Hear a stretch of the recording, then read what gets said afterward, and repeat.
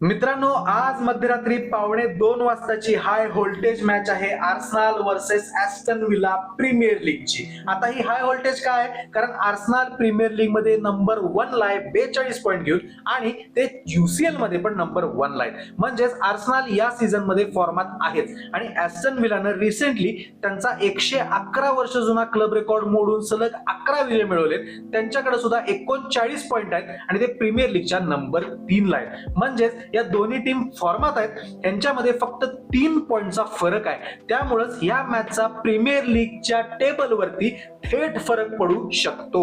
म्हणजे जर विलाने ही मॅच जिंकली तर ॲस्टन विला आणि आर्सेनल या दोघांचे 42 पॉइंट होतील आणि दोघेही प्रीमियर लीगच्या टॉपला जाऊन बसतील.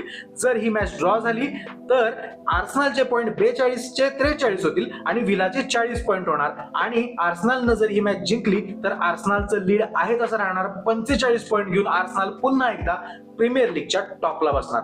आता या निकालाकडे जसं आपल्या सगळ्यांचं लक्ष आहे तसं मँचेस्टर सिटीचं पण लक्ष असणार, कारण त्यांची मॅच परवा आहे आणि मी म्हणलो तसं या मॅचचा प्रीमियर लीग टेबलवरती फार मोठा फरक पडायची शक्यता आहे.